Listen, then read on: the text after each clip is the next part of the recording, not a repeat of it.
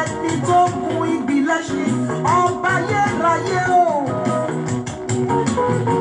Ọba tó fọ́hùn ní ọ̀run tí àrá ń sọ nínú ayé, ọba tó ń gbàdọ̀ balẹ̀ ọba. Àní ewé ọ̀run o. Ẹ̀wà bá wa dúpẹ́.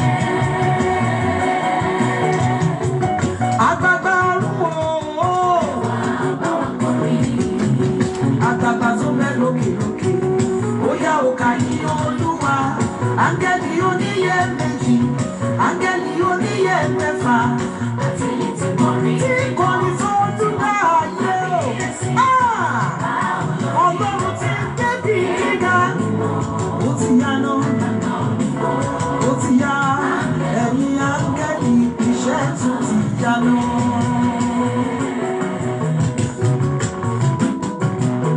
Ẹ jẹ́ ká lọ kí, ẹ jẹ́ ká lọ kí. Ọba tó jókòó lẹ́yìn ogun tí a. Ẹ jẹ́ kí a gba àdúrà ní orúkọ Jésù. Ewé ọ̀run o, àgbààgbà ọ̀run o, áńgẹ́lì ọ̀run o, ẹ wá bá wa dúpẹ́. Adarí gbogbo ògo sí ọ ní àárọ̀ yìí. Ọlọ́run tó dára síwájú bí a ti lérò lọ.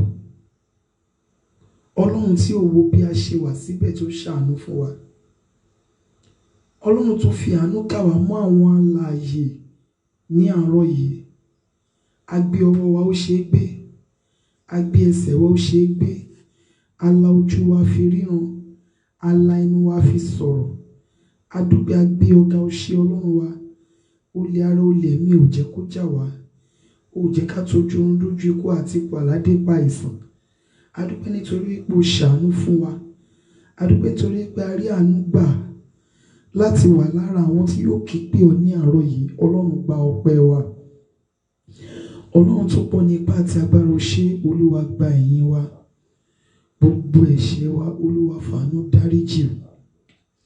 Gbogbo ọ̀nà tí a ti gbà ṣẹ̀ sí ọ, Ọlọ́run Ísírẹ́lì fi àánú dáríjì. Ẹ̀ṣẹ̀ nípa ọ̀rọ̀ ẹnu wa, nípa ìwojú wa, nípa ìrìn ẹsẹ̀ wa, gbogbo ọ̀nà tí a ti gbà fi ojú ògo rẹ bínú, Ọlọ́run fi àánú dáríjì wa. Agbára nínú àwọn ọ̀run fi àánú dáríjì wa. Ní orúkọ Jésù Kristi ti Násárẹ́tì, a dé síwájú rẹ ní àárọ̀ yìí. Olúwa járe ọ. Ìwà láàyè rẹ ni a béèrè fún. Olúwa sọ̀kalẹ̀ wá. Gbogbo agbára àti iṣẹ́ òkùnkùn ní àyíká àti àyídà wa, Olúwa pa wọ́n run. Ní orúkọ Jésù Olùgbàlà, Olúwa nawọ́ agbára. A ó máa yìn ọ́ Jésù Kristi. Lẹ́yìn àdúrà yìí ní orúkọ Jésù, jẹ́ ká lè gbé ọ̀gá, kọ́rọ̀ wa di èrí. Jésù Olúwa wa. Ẹ jẹ́ kí a gbóhùn ọpẹ́ wa sókè sí Ọlọ́run. Pé bàbá ayérayé, o ṣé, a gbé ọ̀gá nítorí pé ìwọ ni Ọlọ́run, ò yí padà. Ẹ jẹ́ kí a gbóhùn ọpẹ́ wa sókè sí Ọlọ́run. Ọlọ́run tí ó jẹ́ kí orí èmi àti ẹ̀yin ó gba ìbọ̀dé. Ọlọ́run tí ó jẹ́ kí ìṣẹ̀dá wa ó gba ibi. Ọlọ́run tí ó jẹ́ kó rí fún wa bí ó ṣe tẹ́ wa lọ́rùn. Ọlọ́run ò jẹ́ kó máa fi ẹgba fún wa lóúnjẹ. Ọlọ́run ò jẹ́ ká rógun gbé sílé gbé síta. Ọlọ́run ò jẹ́ ká ṣìrìn, àṣìsọ, àṣìwí, àṣìjẹ́. Ọlọ́run tó ń tọ́jú wa, tó ń darí wa. Ẹ jẹ́ kí a gbóhùn ọpẹ́ wa sókè sí Ọlọ́run wa. Ọ̀pọ̀lọpọ̀ ní a jọ bẹ̀rẹ̀ July 1st, ṣùgbọ́n tí wọ́n ní orí ọ̀fẹ́ láti mọ ọjọ́ ìní. Bẹ́ẹ̀ ni, ọ̀pọ̀lọpọ̀ ní ò ní orí ọ̀fẹ́ láti mọ ọjọ́ ìní. Èmi àtẹ̀yin rèé láàrin àwọn alààyè. Ẹ jẹ́ kí a gbóhùn ọpẹ́ wa sókè sí Ọlọ́run. Bí bàbá ayérayé, o ṣé ní gbogbo ọ̀nà. Ọlọ́run tí ò jẹ́ kí ọfà ikú òjijì tó ń fò kiri, Ọlọ́run tí ò jẹ́ kó bá èmi àtẹ̀yin. Ọlọ́run tí ò jẹ́ kó bá èmi àtẹ̀yin. Ẹ jẹ́ á dúpẹ́ lọ́wọ́ rẹ̀. Ẹ jẹ́ á dúpẹ́ lọ́wọ́ Ọlọ́run. Olórin yẹn sọ pé ní ìjìjà ó wọ́pọ̀, ilé lulẹ̀, òdélé mi ó tẹríba. Ọlọ́run tó ń tẹrí ìjì bá fún èmi àtẹ̀yin. Ẹ jẹ́ kí a gbé wọn pé wá sókè sí Ọlọ́run níbi tí a wà, pé bàbá ayérayé, o ṣé. Ẹ jẹ́ kí a kọ orin tuntun kan sí Ọlọ́run láti inú ọkàn wa wá. olórin yẹn sọ pé ó ní ẹ ṣé gan ni ẹ kú ìtọ́jú mi mo mọ̀re. You do well o, you take good care of me mo mọ̀re. Ẹ jẹ́ kí a dúpẹ́ lọ́wọ́ Ọlọ́run wípé bàbá o ṣé, ọmọ o ṣé, ẹ̀mí mímọ́ o ṣé, ní gbogbo ọ̀nà o ṣé. Mo dúpẹ́ orí rírí, mo dúpẹ́ orí àìrí, mo dúpẹ́ kó yọ nínú ewu, mo dúpẹ́ kó yọ nínú jàǹbá. Ọlọ́run tí ó jẹ́ kémi àtẹ̀yìn ṣí mọ́tò wọ̀, Ọlọ́run tí ó jẹ́ ká ṣìrìn, Ọlọ́run tó ń pa wá mọ́ bí ẹyin ojú. Ẹ jẹ́ kí a gbé wọn kó wa sókè sí Ọlọ́run, ká bẹ̀rẹ̀ sí dúpẹ́ lọ́wọ́ Ọlọ́run. Ó yá àdúrà ọpẹ́ ní orúkọ Jésù, ní orúkọ Jésù, ní orúkọ Jésù. Alágbára nínú àwọn ọ̀run, a dúpẹ́ àfìyè fún orúkọ rẹ, ìwọ tí ó ń gbé ibi gíga. O ṣé Ọlọ́run Ísírẹ́lì, Olúwa gba ọpẹ́ wa, Olúwa gba ìyìn wa. Alágbára lórí omi púpọ̀, alágbára lórí omi púpọ̀, alágbára lórí omi púpọ̀, àwa ṣèbàrẹ̀. Ìyìn yẹ Ọlọ́run wa, ọba tó gbọ́ àdúrà. Ìyìn yẹ Ọlọ́run wa, ọba tó gbọ́ àdúrà. Ju gbogbo rẹ̀ lọ, ju gbogbo rẹ̀ lọ, ju gbogbo rẹ̀ lọ, ìyìn ògo ló yẹ ọ́. Ó dá wa sí, la fi ń yọ̀ níwájú rẹ̀. Ó gbé wa ró, àwa ò dẹni ilẹ̀. Títí ayé la ó máa yìn ọ́ o Jésù. Yìn Olúwa, Olúwa dára. Ọlọ́run tó ń gbé ibi gíga darí gbogbo ògo sí ọ ní àárọ̀ yìí. Olúwa o ṣé, arúgbó ọjọ́ o ṣé, ọba àwọn ọba o ṣé, Olúwa àwọn olúwa o ṣé, ẹni ńlá Ísírẹ́lì o ṣé.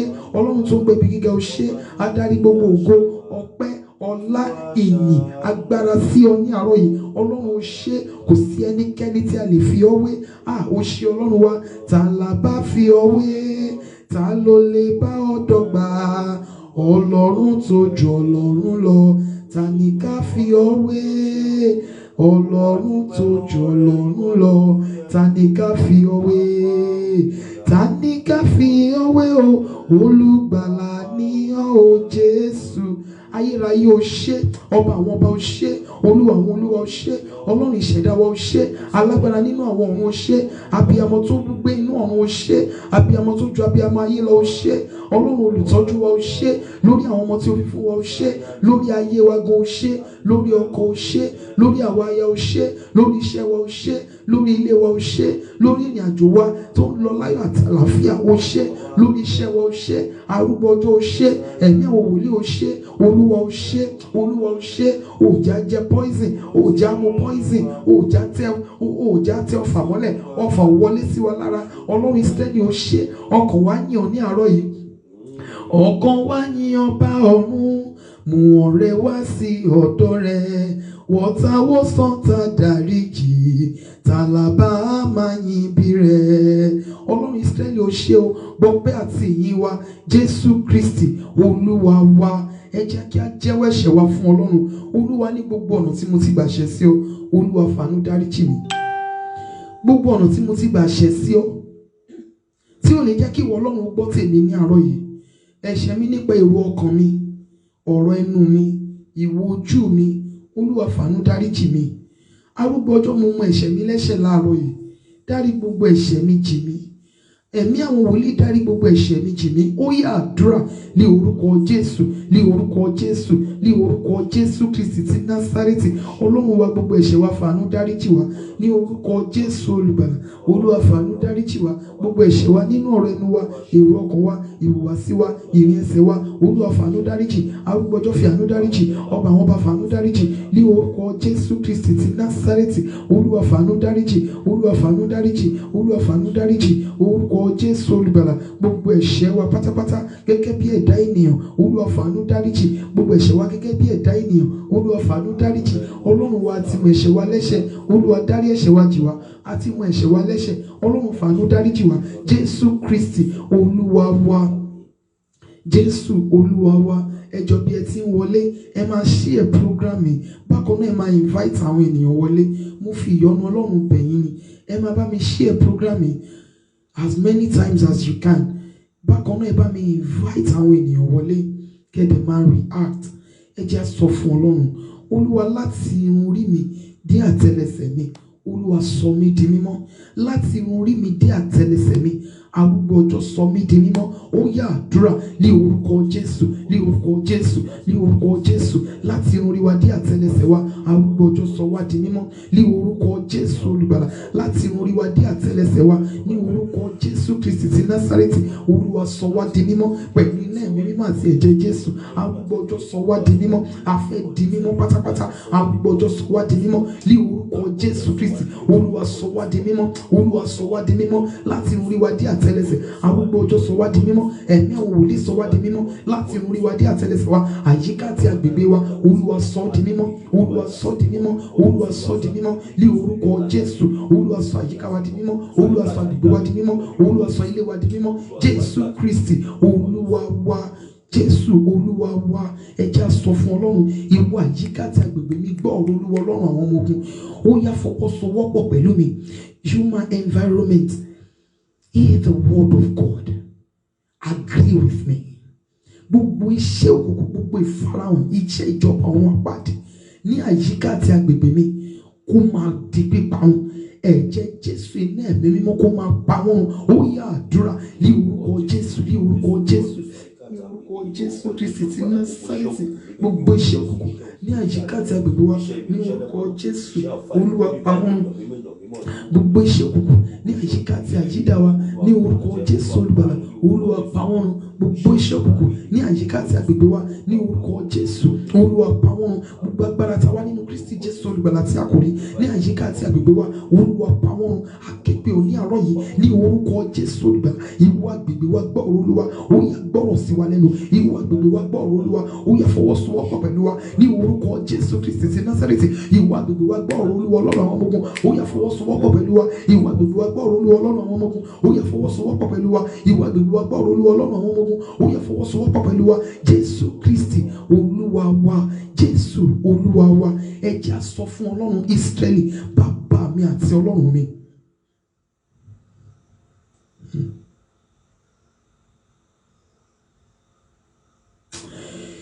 Ẹ jẹ́ sọ fún Ọlọ́run, Olúwa tá a bá rí àjèjì ẹranko ní àyíká mi àti àyídà mi, àjèjì ẹ̀mí tó ń rìn kiri bí ẹranko, Olúwa rọ̀ òjò iná lé lórí. Agbára rẹ jẹ́ ó kọlù ní àárọ̀ yìí. Tá a bá rí àjèjì ẹ̀mí tó ń rìn kiri àyíká àti agbègbè mi bí ẹranko, ẹ̀mí àwọn wòlíì, jẹ́ kí agbára rẹ ó kọlù ní àárọ̀ yìí.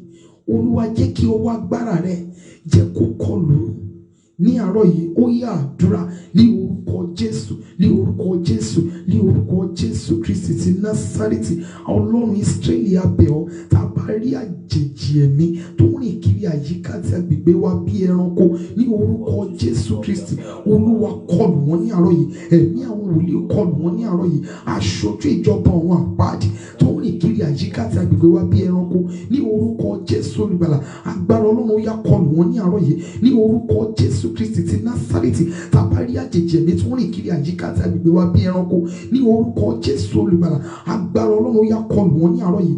Agbára Ọlọ́run ó yá kọlù wọn ní àárọ̀ yìí. Agbára Ọlọ́run ó yá kọlù wọn ní àárọ̀ yìí. Agbára Ọlọ́run ó yá kọlù wọn ní àárọ̀ yìí. Agbára Ọlọ́run ó yá kọlù wọn ní àárọ̀ yìí. Tá a bá rí agbára kágbára tá a wà nínú Kristi Jésù olùgbàlà tí a kò rí, èyí tó ń dè àmọ́ ayé wa, ní orúkọ Jésù olùgbàlà, agbára tó wà nínú ilé tó ń gba ìbọ̀dé ìtàbọ̀lé wọn pa wá, ní orúkọ Jésù olùgbàlà, agbára Ọlọ́run yá kọlù wọn ní àárọ̀ yìí.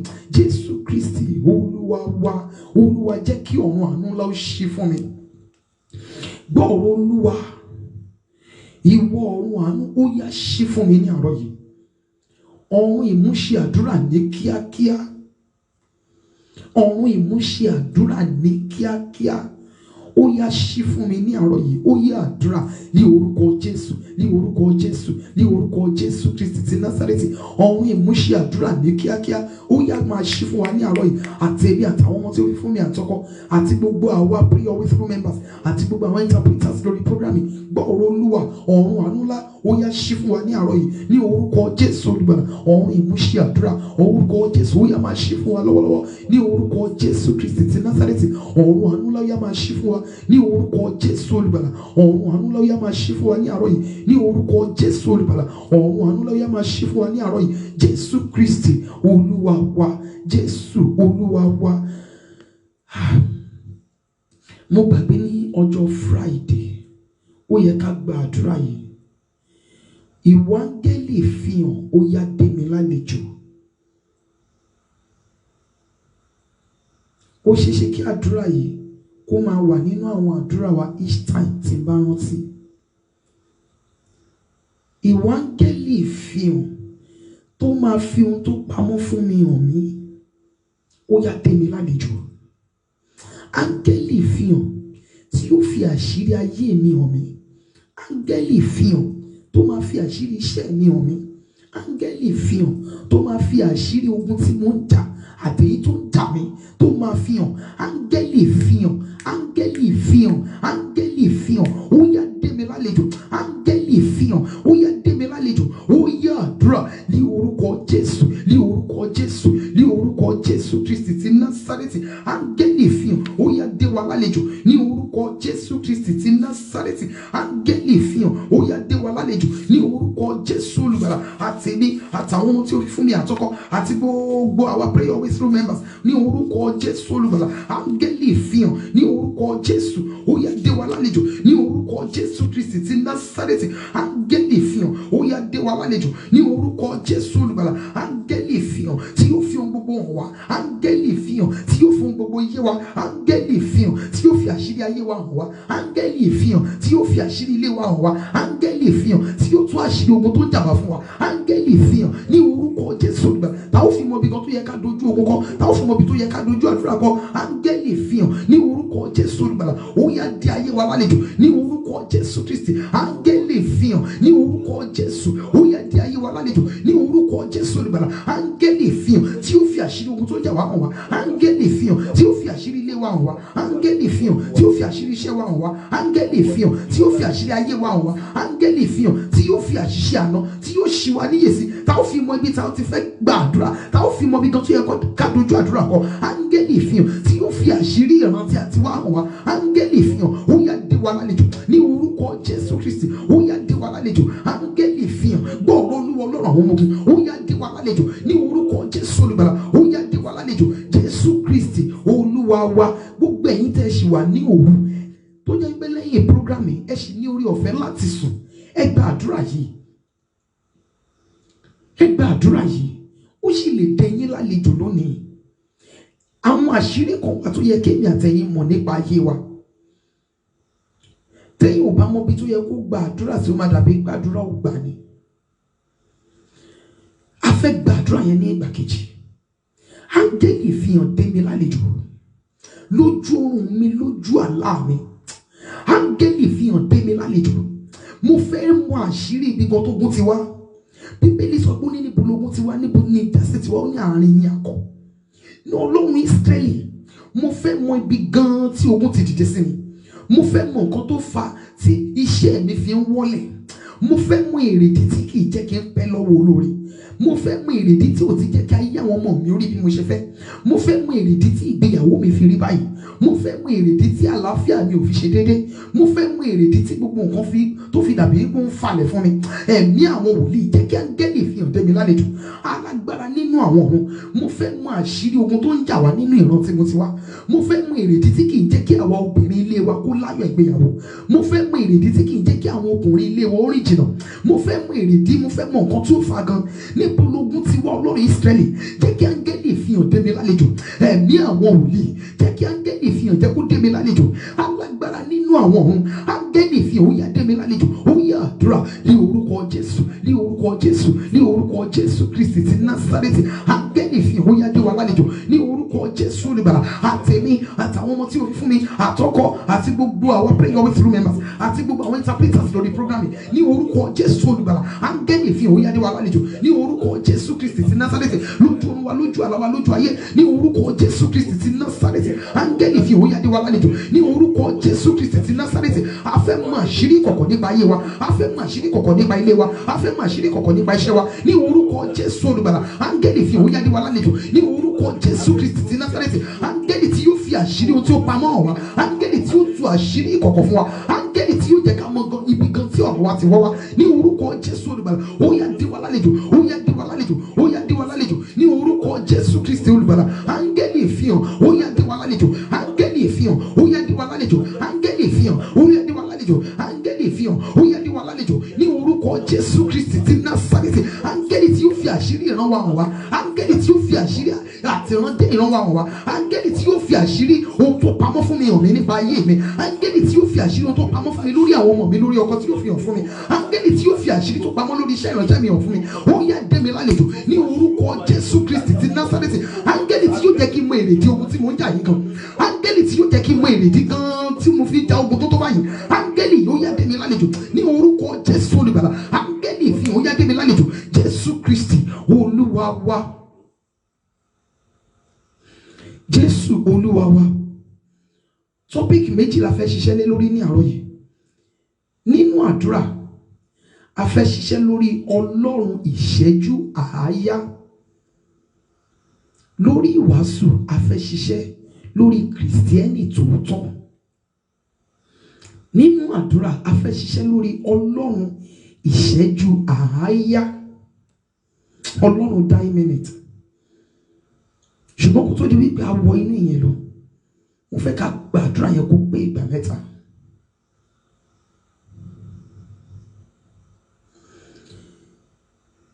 Àṣírí kan wà tó pamọ́ fún yín tó yẹ kẹ́. Ọmọ iṣẹ́ tó ń gbé ní ọ̀dọ̀ yín, àwọn ọmọ iṣẹ́ tó ń bá yín ṣiṣẹ́, ó yẹ kẹ́ mọ orú ẹni tí wọ́n jẹ́. Kì í ṣe gbogbo wọn ni wọ́n fi ọkàn kan bá yín gbé. Tí áńgẹ́lì fi hàn bá máa dé yín ní àlejò, kò ní fi òwe bá yín sọ̀rọ̀. Bó ṣe rí ló ṣe máa fi hàn yín. Ẹ̀yin fúnra yín máa jí, ẹ máa understand everything tẹ́rí. Ṣé rí àwọn tó ń bá yín ṣiṣẹ́? Mo mọ tí mo ń sọ.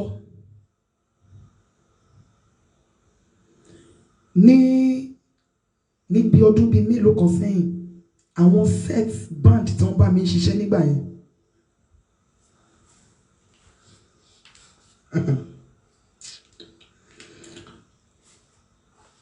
Àwọn báǹdì yìí a máa jọ ń kóra wa jáde tí gbogbo wa máa ṣeré tá a máa ṣe.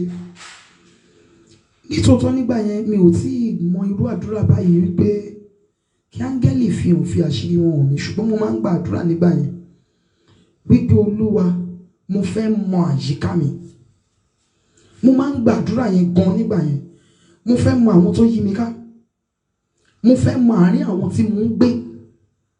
Mo máa ń gba àdúrà yẹn gan. Mo máa ń gbà gan pẹ̀lú gbogbo ipá àti agbára mi.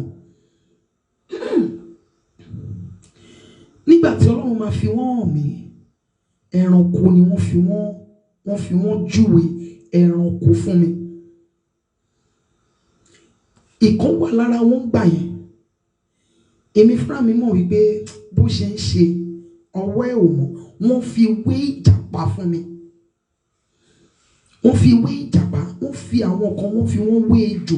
But there is this person among them tí wọ́n fi wé ejò ṣègbé fún mi. Nígbà yẹn dẹ̀ ní ọ̀dọ̀ mi ló ń gbé.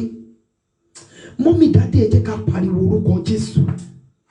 Alágbára nínú àwọn ọ̀run. Mo fẹ́ mọ àyíká mi. Mo fẹ́ mọ àárín àwọn tí mo ń gbé. Mo fẹ́ mọ àárín àwọn tí mo ti ń ṣe iṣẹ́. Mo fẹ́ mọ àwọn kan tí mo pè ní ọ̀rẹ́. Mo fẹ́ mọ àṣírí tí ẹnikẹ́ni ò mọ̀. Nípa èmi, nípa ìran tí mo ti jáde. Áńgẹ́lì ìfihàn, ó yá dé mi lálejò. Áńgẹ́lì ìfihàn tí yóò fi ohun gbogbo yé mi, ó yá dé mi lálejò. Ó yá àdúrà ní orúkọ Jésù, ní orúkọ Jésù, ní orúkọ Jésù Kristi ti Násárẹ́tì. Àtẹ̀mí àtàwọn ọmọ tí Ọlọ́run fi fún mi àtọkọ. Ní orúkọ Jésù olùgbàlà àti gbogbo àwọn prayer always through members àti gbogbo àwọn interpreters lórí programming. Ní orúkọ Jésù olùgbàlà, a fẹ́ mọ àyíká àti agbègbè wa. A fẹ́ mọ gbogbo àárín àwọn tí a ń gbé. A fẹ́ mọ àárín àwọn tí a ti ń ṣiṣẹ́. A fẹ́ mọ àárín àwọn tí a ti ń rìn. A fẹ́ mọ àwọn tí a pè ní ọ̀rẹ́. A fẹ́ mọ àṣírí gbogbo àwọn ènìyàn tó wà ní àyíká wa.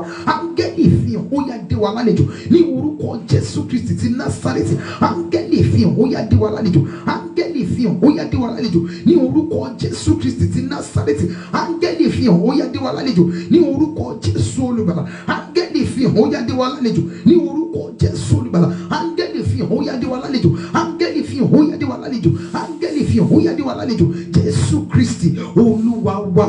Jésù Olúwa wa. Mo súre fún gbogbo ẹ̀yin ènìyàn Ọlọ́run lórí program yìí ní àárọ̀ yìí ní orúkọ Jésù Kristi ti Násárẹ́tì. Ní ibi tí ọ̀rọ̀ yín kù sí ní orúkọ Jésù Olùgbàlà, arúgbó ọjọ́ kó bá mi dá sí fún yín. Mo súre fún gbogbo yín ní orúkọ Olúwa Ọlọ́run Ísírẹ́lì. Agbára tí yóò gbà yín lọ́wọ́ ìjì, agbára tí yóò gbà yín lọ́wọ́ ogun ní orúkọ Jésù Olùgbàlà, agbára yẹn ó yá kó bà lé yín ní àárọ̀ yìí. Jésù Olúwa wa.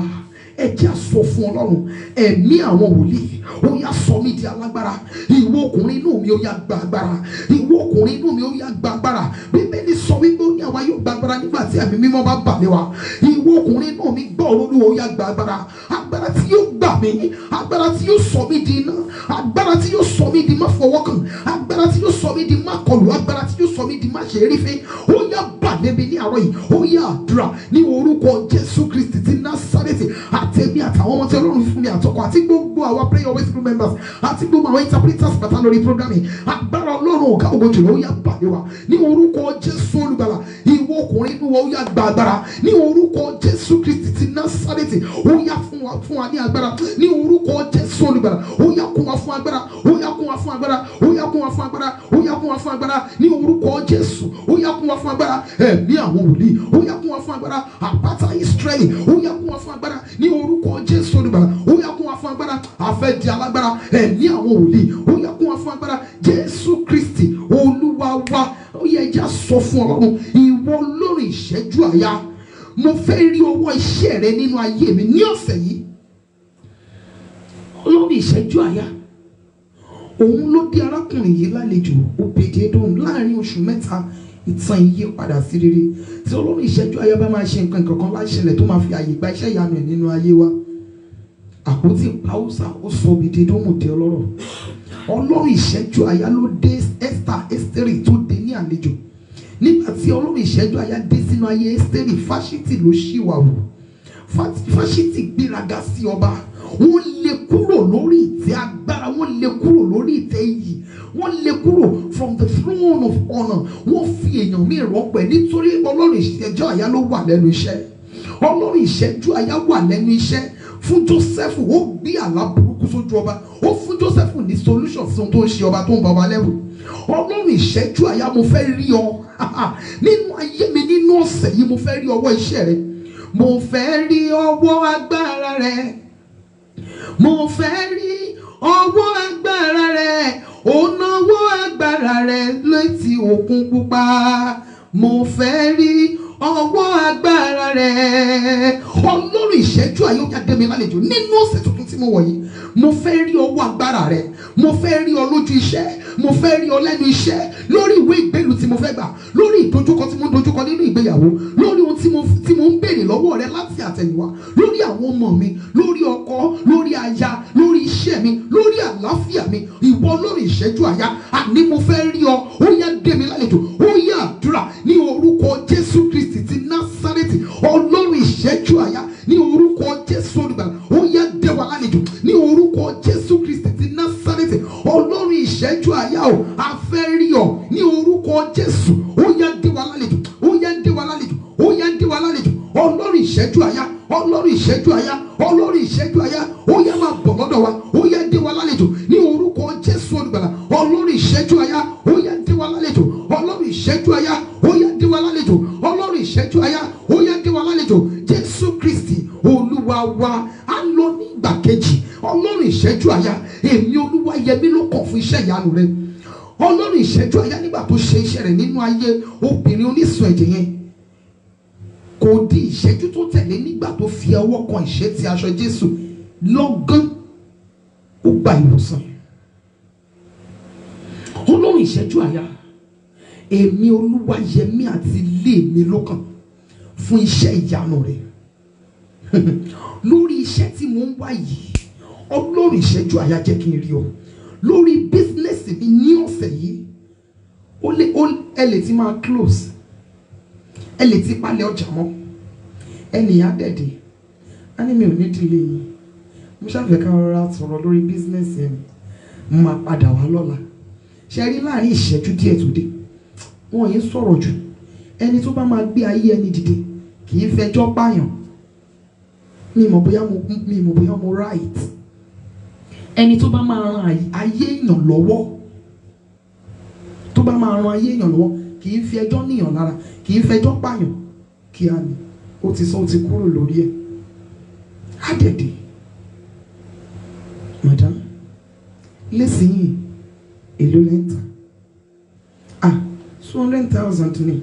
Okay, ma need be 2,000 pieces. Okay sir, àbí okay ma. Okay, mo máa padà wá lọ́la, mo rí wípé ti close, ẹ jẹ́ ká sọ̀rọ̀ lọ́la. Kò ní ju bẹ́ẹ̀ lọ. Tó bá máa fi di ọ̀la, tó bá máa dé, account details ló fẹ́ béèrè. Mọ́mì dàdí, nǹkan kan wà tẹ nílò Ọlọ́run ìṣẹ́jú àyálé lórí. Honey, mo ti ń rí sign pé mo fẹ́ menstruate. Ó lè ti kú bí 2 days 3 days, ó lè ti kú just a day.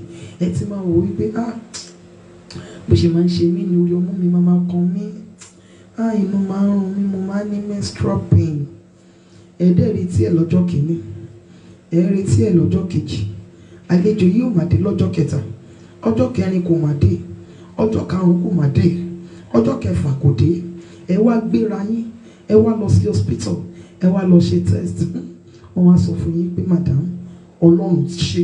Mo sọ tẹ́lẹ̀ ní orúkọ Olúwa, ohun tí ẹ̀yin fúnra yín fi máa mọ̀ wípé nítòótọ́ Ọlọ́run ìṣẹ́jú àyá ti dé sínú ayé yín kí ó tó di ọjọ́ Friday, ní orúkọ Jésù Olùgbàlà, arúgbó ìgbàanì kó fi ààyè gbà á.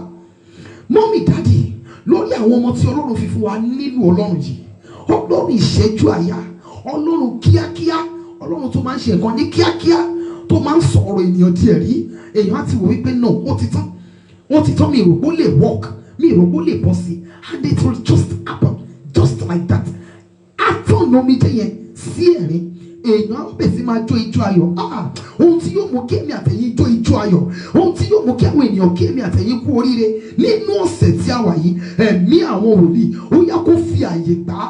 Ọlọ́run ìṣẹ́jú àyá máa bọ̀ lọ́dọ̀ mi, mo fẹ́ rí ọ bí òtítọ́.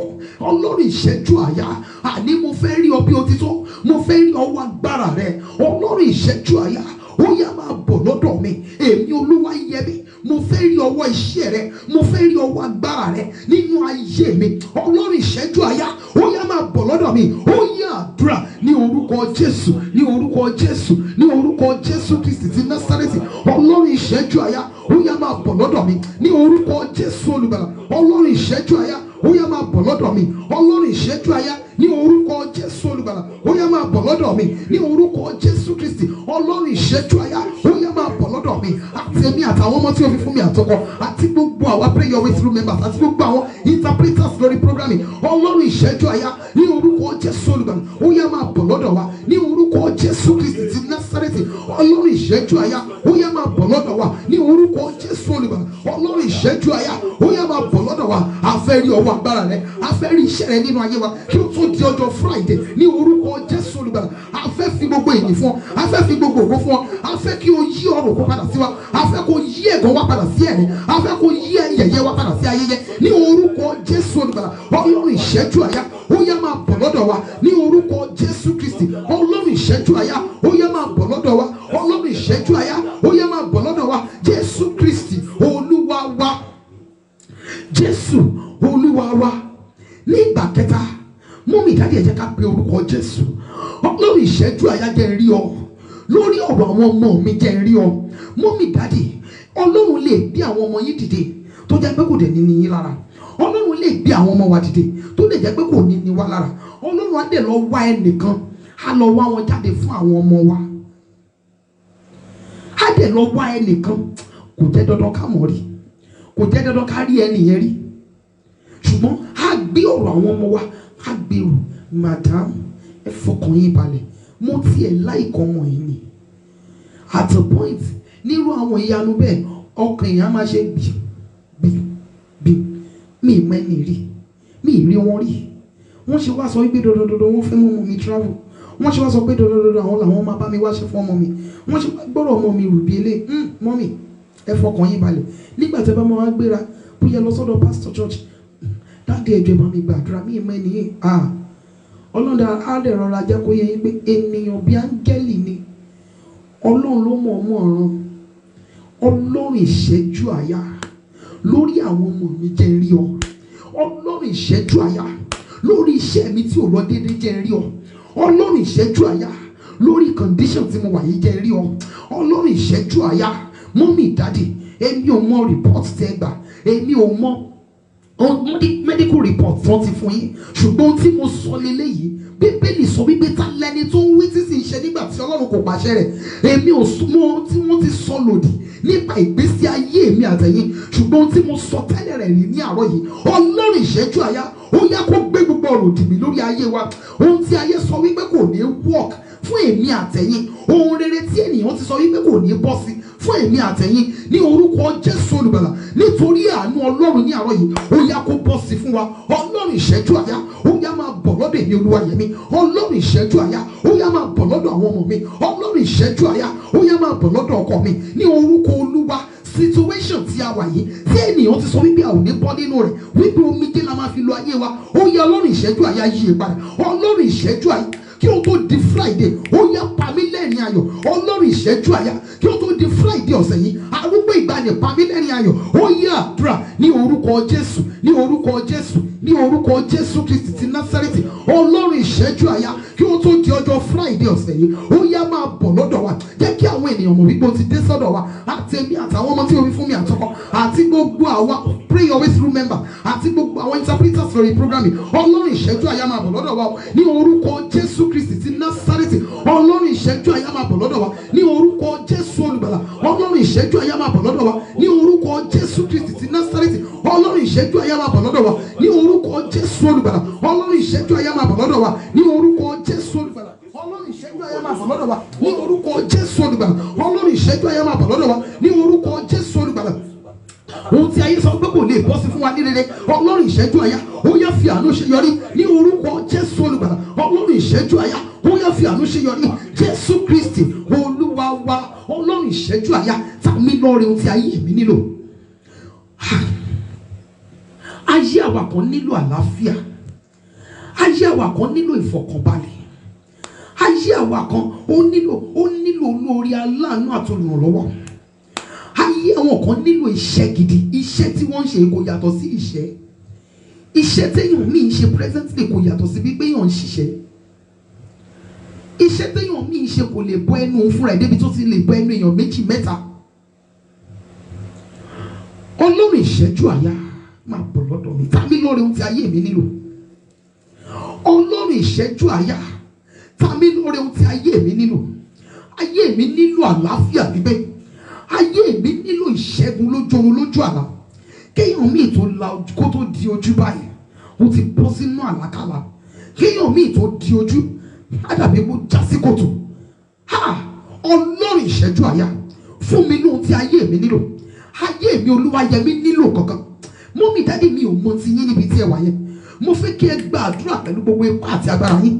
Ọlọ́run ìṣẹ́jú àyà ayé mi nílò àlàáfíà, ayé mi nílò iṣẹ́ gidi, ayé mi nílò ilé gidi, ayé mi nílò mọ́tò gidi, ayé mi nílò ìrànlọ́wọ́ àtòkè wá, ayé mi nílò ẹ̀mí mímọ́, ayé mi nílò agbára ẹ̀mí àwọn wòlíì ta mí lọ́rẹ̀ ohun tí ayé mi nílò. Ó yẹ àdúrà ní orúkọ Jésù, ní orúkọ Jésù, ní orúkọ Jésù Kristi ti Násárẹ́tì. Ọlọ́run ìṣẹ́jú àyà ayé mi, ayé àwọn ọmọ tí Ọlọ́run fún mi, ayé ọkọ, ayé gbogbo àwa prayer always group members, ayé gbogbo àwọn interpreters lórí program yìí ó nílò kọ̀ọ̀kan ní ọwọ́ rẹ ní orúkọ Jésù olùgbàlà. Ọlọ́run ìṣẹ́jú àyè ó yá yọ̀ǹda rẹ̀ fún wa ní orúkọ Jésù olùgbàlà. Ayé wa nílò rere kan, ayé wa nílò àlàáfíà, ayé wa nílò ìrànlọ́wọ́ àtòkè wá, ayé wa nílò ilé rere, ayé wa nílò ọkọ̀ rere, ayé wa nílò mọ́tò rere, ayé wa nílò ẹ̀mí mímọ́, ayé wa nílò agbára ní orúkọ Jésù olùgbàlà. Ọlọ́run ìṣẹ́jú àyà ó yá yọ̀ǹda rẹ̀ fún wa ní orúkọ Jésù olùgbàlà. Ayé wa nílò ìṣẹ́gun lójú oorun lójú àlá ní orúkọ Jésù olùgbàlà. Ọlọ́run ìṣẹ́jú àyà ó yá fi fún wa ní orúkọ Jésù Kristi ti Násárẹ́tì. Ayé wa nílò nílò ọmọ gidi, ayé wa nílò ọmọ rere, ayé àwọn kan nílò ọkọ, ayé àwọn kan nílò aya, ayé àwọn kan nílò ọmọ. Ní orúkọ Jésù olùgbàlà, Ọlọ́run ìṣẹ́jú àyà, ó yá fìyanu ṣe, fìyanu ṣe, fìyanu ṣe o, ìyanu lórúkọ rẹ o, fìyanu ṣe bàbá. Ọlọ́run ìṣẹ́jú àyà, ó yá fìyanu ṣe ní orúkọ Jésù olùgbàlà, ó yá fìyanu ṣe. Ayé àwọn kan nílò ìwé ìgbélú, ayé àwọn kan nílò ìwé ìgbélú, ayé àwọn kan nílò lẹ́tà iṣẹ́ gidi, ayé àwọn kan nílò lẹ́tà promotion. Ọlọ́run Ísírẹ́lì, ó yá fìyanu ṣe ní orúkọ Jésù olùgbàlà. Ayérayé fìyanu ṣe ní orúkọ Jésù olùgbàlà. Ayérayé fìyanu ṣe. Ayé wa nílò rẹ̀, ẹ̀mí àwọn wòlíì, ó yá fìyanu ṣe ní orúkọ Jésù Kristi Olúwa wa. Ní ìgbà kẹfà, ẹ̀mí àwọn wòlíì. Ayé mi nílò nǹkan, owó mi ò lè rà. Kò sí bí wọ́n ṣe lówó tó, kò lè fowó ra àlàáfíà. Èèyàn ò lè fi owó ra àlàáfíà. Bàbá ayérayé, ayé mi nílò nǹkan kan tí mo mọ̀ fúnra mi wípé owó mi ò lè rà fún mi. Ayé mi nílò nǹkan kan tí connections lásán, connections èèyàn lásán tí ò lè gẹ́tì fún mi. Tí ò bá ní ìdásí Ọlọ́run, tí ènìyàn bá bẹ̀rẹ̀, èèyàn fúnra ẹ̀ ló máa bàjẹ́. Ó lè jẹ́ gbà tó bá bẹ̀rẹ̀ ló máa sọ wípé ó rí mi, kò kúnlẹ̀ kí mi dáadáa. Ó rí mi, kò pè mí ní mọ́mì, ó pè mí ní mọ́mì lágbájá. Ó rí mi, ó fojú pa mí rẹ́, ó ṣeéṣe kẹ́ má rí ẹnìyẹn. Ṣùgbọ́n tó bá jẹ́ ọwọ́ Ọlọ́run ni, tó jẹ́ wípé Ọlọ́run fúnra ẹ̀ ló wà lẹ́nu iṣẹ́. Ọlọ́run mọ bó ṣe ń ṣe, tó bá máa gbé èèyàn dìde fún wa láti ràn wá lọ́wọ́, ẹni tá máa tara ẹ̀ dìde, ẹni tí yóò fún wa lóhun táyé wa nílò, wọ́n ń níyàn lára. That is one thing tí mo ti mọ̀ nípa Ọlọ́run yìí. Wọn kì í níyàn lára. Tí ìrànlọ́wọ́ bá ti ọ̀dọ̀ Ọlọ́run fúnra rẹ̀ wá, ènìyàn ni yóò lò, ṣùgbọ́n kò ní níyàn lára. Bàbá mi àti Ọlọ́run mi, ẹ̀mí àwọn wòlíì, Ọlọ́run ìṣẹ́jú àyà, ohun tó ní ká gbà ní àdúrà ní àárọ̀ yìí nìyẹn. Ohun tó ní ká gbà ní àdúrà ní àárọ̀ yìí nìyẹn. Ọlọ́run ìṣẹ́jú àyà, Ọlọ́run kíákíá, Ọlọ́run láàrin àbọ̀ ìṣẹ́jú, á dẹ̀ turn nǹkan around, á dé mi lálejò ní àárọ̀ yìí. Ọlọ́run ìṣẹ́jú àyà, ìgbà kẹfà la máa ń lọ yìí, mú mi dájú ẹ̀jẹ̀ fi ìtara gbàdúrà níbi tí ẹ wà yẹn. Ọlọ́run ìṣẹ́jú àyà lórí iṣẹ́ mi yìí dé mi lálejò. Nínú ọ̀sẹ̀ tí mo wà yìí, Ọlọ́run ìṣẹ́jú àyà, èmi Olúwayẹmí fẹ́ give testimony. Mọ́mì dáàdì kì í ṣe nǹkan burúkú ni tẹ́mi náà bá jókòó síbi tí mo sọ fún yín pé mo ní ọ̀rọ̀ ẹ̀rí. It is never a bad thing tí n bá sọ fún yín wípé lénìí o mo fẹ́ give testimony. Mọ́mì kì í ṣe nǹkan burúkú ni wípé mo ń gbàdúrà fún yín, àdúrà tí ó ń gbà fún yín wípé ó gbà fẹ́mi àti ilé mi. Reason yẹn tí n bá pe àdúrà mi ń ṣe gbàdúrà, èèyàn máa ti gbàdúrà àrárá. Agbára mi ò tí ì débẹ̀ nínú iṣẹ́ ìránṣẹ́. Ẹ̀mí àwọn wòlíì, mo fẹ́ rí ọ lójú iṣẹ́. Ìwọ Ọlọ́run ìṣẹ́jú àyà, mo fẹ́ kó ta mí lóore ohun tí ènìyàn ò lè fi fún mi. Mo fẹ́ kó fún mi ní ìṣẹ́gun tí ènìyàn ò lè fi fún mi. Ọlọ́run ìṣẹ́jú àyà, mo fẹ́ rí ọ lójú iṣẹ́, lórí ayé mi, lórí àwọn ọmọ tí Ọlọ́run fún mi, lórí ọkọ, lórí iṣẹ́ mi, lórí àlàáfíà mi. Ẹ̀mí àwọn wòlíì, ó yá dé mi lálejò. Ọlọ́run ìṣẹ́jú àyà máa bọ̀ lọ́dọ̀ mi. Ọlọ́run ìṣẹ́jú àyà máa bọ̀ nínú ilé mi. Ọlọ́run ìṣẹ́jú àyà máa bọ̀ nínú iṣẹ́ mi. Ọlọ́run ìṣẹ́jú àyà máa bọ̀ lọ́dọ̀ mi. Ó yá àdúrà ní orúkọ Jésù, ní orúkọ Jésù, ní orúkọ Jésù Kristi ti Násárẹ́tì. Ọlọ́run ìṣẹ́jú àyà, ó yá máa bọ̀ lọ́dọ̀ mi ní orúkọ Jésù Kristi ti Násárẹ́tì. Ọlọ́run ìṣẹ́jú àyà, ó yá máa bọ̀ lọ́dọ̀ mi. Àtẹ̀mí àtàwọn ọmọ tí Ọlọ́run fi fún mi àtọkọ, àti gbogbo àwọn prayer your way through members, àti gbogbo àwọn interpreters lórí programme. Ọlọ́run ìṣẹ́jú àyà, ó yá máa bọ̀ lọ́dọ̀ wa ní orúkọ Jésù Kristi ti Násárẹ́tì. Ọlọ́run ìṣẹ́jú àyà, ó yá máa bọ̀ lọ́dọ̀ wa ní orúkọ Jésù olùgbàlà. Ọlọ́run ìṣẹ́jú àyà, ó yá máa bọ̀ lọ́dọ̀ wa ní orúkọ Jésù. Ọlọ́run ìṣẹ́jú àyà, ó yá máa bọ̀ lọ́dọ̀ wa. Ọlọ́run ìṣẹ́jú àyà, ó yá máa bọ̀ lọ́dọ̀ wa. Jésù Kristi Olúwa wa. Ní ìgbà keje, Ọlọ́run ìṣẹ́jú àyà, ilé Adéọlá ló kàn, ó yá wọ̀ sínú ilé wa.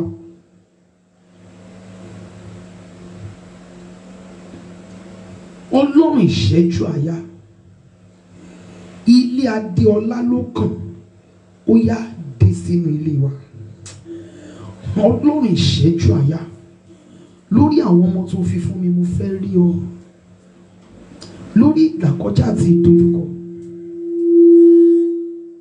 tó ti di ìtìjú fún mi yìí mo fẹ́ rí ọ. Mo sọ tẹ́lẹ̀ ní orúkọ Olúwa, ilẹ̀kẹ̀ gbèsè lọ́rùn yín ní orúkọ Jésù, ọwọ́ Ọlọ́run kó bá mi bọ́ ọjọ́ náà. Gbèsè tẹ́jẹ́ tó di ẹ̀rù sí ọkàn yín yìí, mi ò mọ ẹni yẹn, ṣùgbọ́n mi Ọlọ́run ló ní kí n gbà bẹ́ẹ̀. Gbèsè tẹ́jẹ́ tó ti di ìbẹ̀rù sí yín lọ́kàn yìí, gbèsè tẹ́jẹ́ tẹ́ tí ń wò pé báwo lẹ ṣe fẹ́ ṣe é, gbèsè tẹ́jẹ́ tó ti fẹ́ di wàhálà yìí, mo sọ tẹ́lẹ̀ rẹ̀ ní orúkọ Olúwa Ọlọ́run Ísírẹ́lì, Jésù Olúwa tó fi ẹnu ẹja ṣe báńkì, ó yá kó san gbèsè yìí fún yín.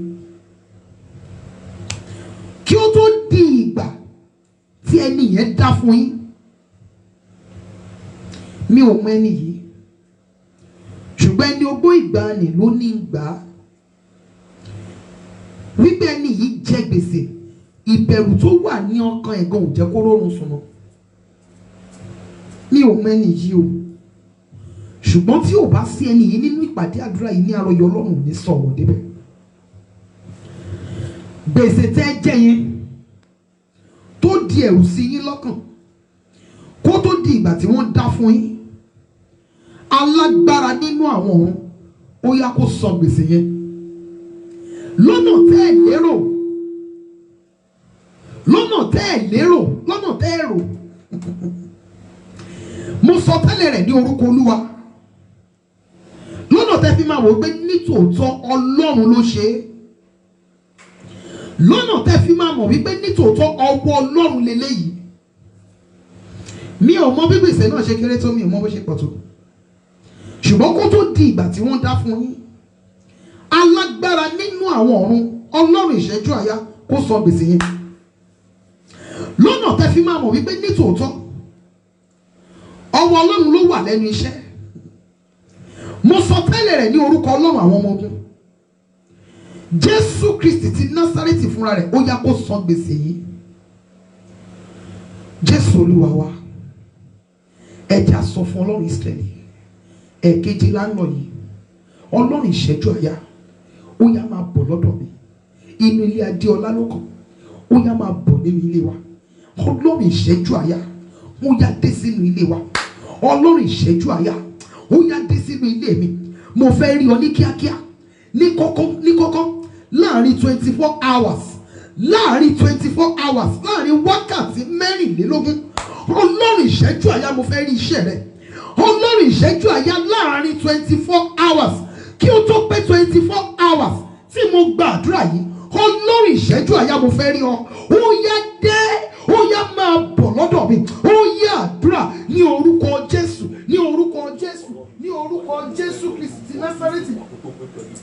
Ọlọ́run ìṣẹ́jú àyà ó yá máa bọ̀ kí ó tó pé 24 hours ní orúkọ Jésù olùgbàlà. Mo fẹ́ rí ọ ní kíákíá lórí ayé mi, lórí ayé àwọn ọmọ tí o fi fún mi, lórí ayé ọkọ, lórí iṣẹ́ ìránṣẹ́ tí o gbélé mi lọ́wọ́.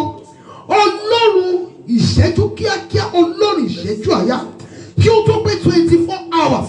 Mo fẹ́ rí ọ bí o ti tó, mo fẹ́ rí ọwọ́ agbára rẹ nínú ayé mi, nínú ayé àwọn ọmọ tí o fi fún mi, nínú ayé ọkọ, nínú ayé gbogbo àwọn Pray Your Way Through members, nínú ayé gbogbo àwọn interpreters nínú program yìí.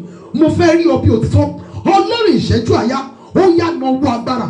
Ọlọ́run ìṣẹ́jú àyà ó yá ṣe bí o ti tó. Ọlọ́run ìṣẹ́jú àyà ó yá ṣe ju bí mo ti lérò ní orúkọ Jésù Kristi ti Násárẹ́tì.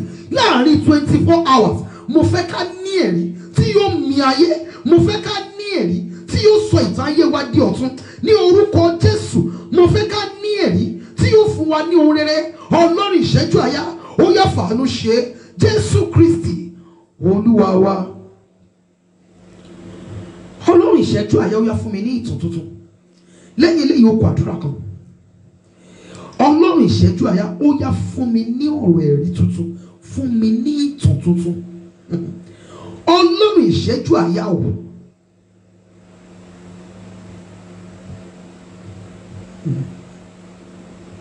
Mo sọ tẹ́lẹ̀ rẹ̀ ní orúkọ Olúwa. Bí ẹ ti gbà á fún mi, Ọlọ́run ìṣẹ́jú àyà, Ọlọ́run gbogbo àwọn ọmọ Násírì, ó yá kó dé yín lálejò. Mo sọ tẹ́lẹ̀ rẹ̀ ní orúkọ Olúwa. Ohun tí ẹ fi àdúrà yìí béèrè lọ́wọ́ Ọlọ́run Ísírẹ́lì kí ó tó pé 24 hours, ó yá kó di ẹ̀rí ńlá fún yín. Mo sọ tẹ́lẹ̀ rẹ̀ ní orúkọ Jésù Olùgbàlà. Àṣẹ ìrì òwúrọ̀ ó yá kó fi àánú kó fi dá yín lóhùn. Ọlọ́run ìṣẹ́jú àyà fún mi ní ìtàn tuntun.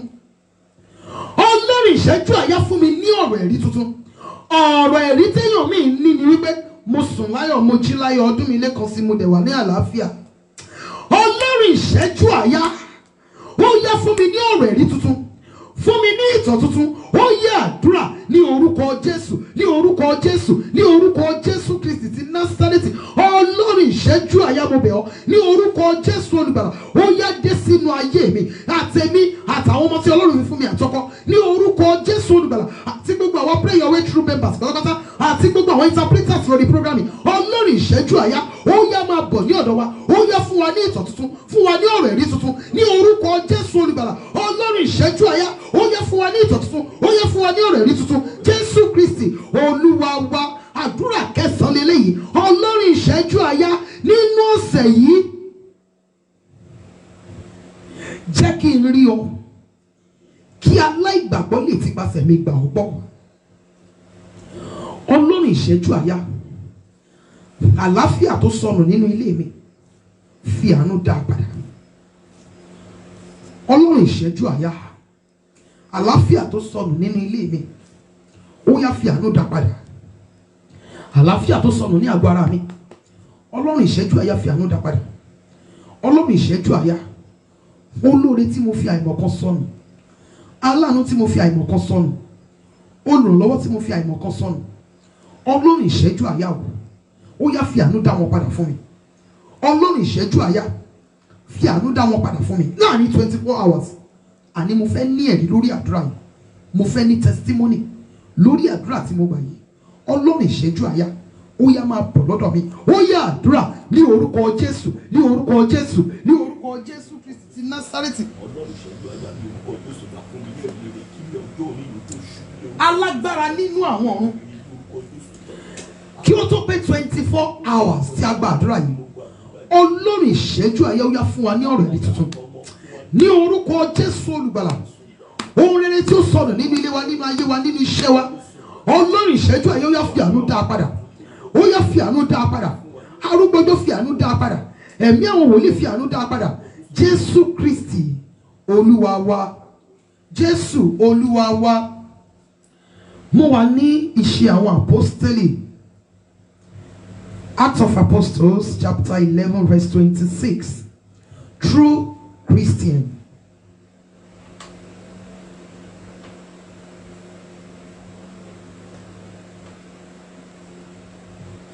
True Christian, onígbàgbọ́ tòótọ́.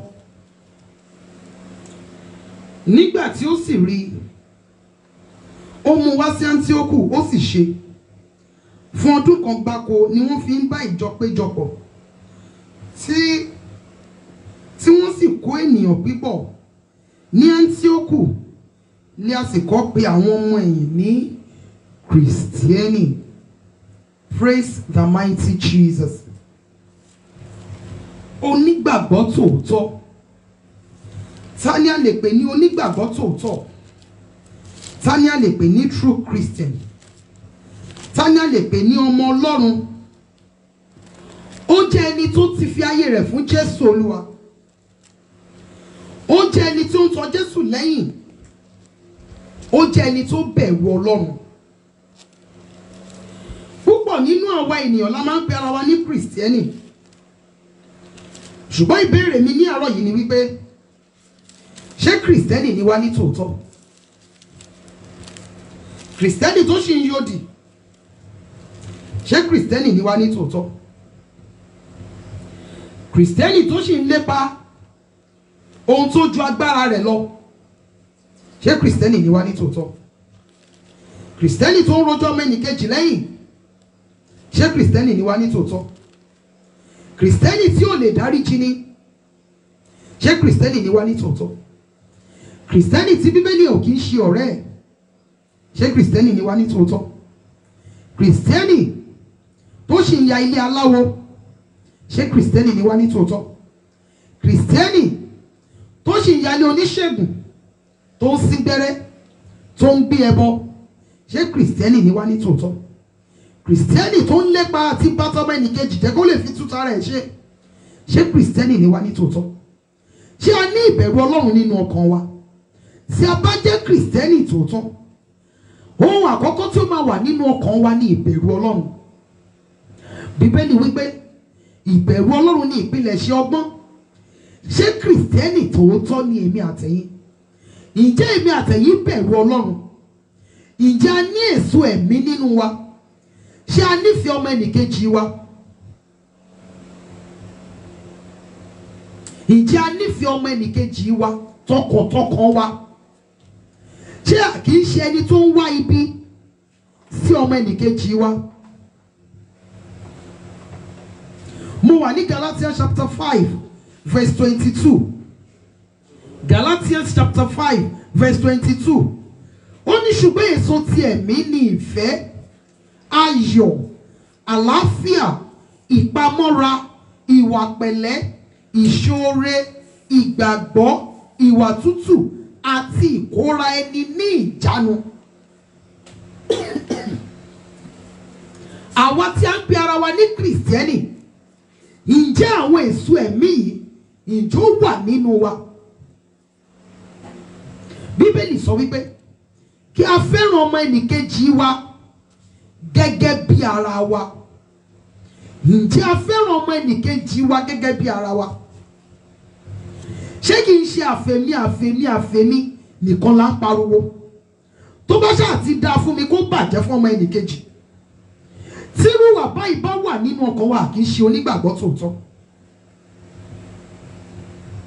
Tírú wà báyìí bá ti wà nínú ọkàn wa kì í ṣe onígbàgbọ́ tòótọ́. Àìní ìfẹ́ ọmọ ẹnìkejì la fi wò wípé a ní aṣọ méjì ẹnìkan rìn òwò, tá a fi wò wípé tá a bá fún ní ìkan nínú aṣọ wa kò ní máa kúnlẹ̀ fún wa mọ́. Àìní ìfẹ́ ọmọ ẹnìkejì wa la fi ń wò wípé à ń dúró dìgbà títí ẹ máa bàjẹ́ ká lè rí fi ṣe yẹ̀yẹ́. Àìní ìfẹ́ ọmọ ẹnìkejì lẹ́yìn àtẹ̀yàn fi ní misunderstanding tó fi rọ̀ yín lọ́rùn láti máa bẹ nìyẹn lòdì. Àìní ìfẹ́ ọmọ ẹnìkejì ló fi rọ̀ yín lọ́rùn láti má lè dáríjì ọmọ ẹnìkejì yín. Àìní ìfẹ́ ọmọ ẹnìkejì lẹ́yìn àtẹ̀yàn fi ní misunderstanding tẹ́ fi wò wípé dìgbà títí ẹ bá bàjẹ́ kẹ́ tó padà lẹ́yìn. Ìfẹ́ lára àwọn èso ẹ̀mí tó gbọ́dọ̀ wà nínú àwa tí a pè ara wa ní Kristẹni ní ọmọ Ọlọ́run tòótọ́, òun ni wípé a gbọ́dọ̀ ní ìfẹ́. Bíbélì wípé ó ní ẹni tí ò bá ní ìfẹ́ ó ló ń gbé inú ikú. Galatians chapter 5 verse 22. Ó ní ẹni tí ò bá ní ìfẹ́, irú ẹni bẹ́ẹ̀ ó ń gbé inú ikú. Bíbélì wípé Ọlọ́run fúnra rẹ̀ gan ní ìfẹ́. Ẹni tí ò bá nífẹ̀ẹ́ arákùnrin rẹ̀, irú ẹni bẹ́ẹ̀ ń gbé inú ikú. Ara èso ẹ̀mí tí ó gbọ́dọ̀ wà nínú wa gẹ́gẹ́ bí ọmọ lẹ́yìn Jésù, òun ní ìfẹ́.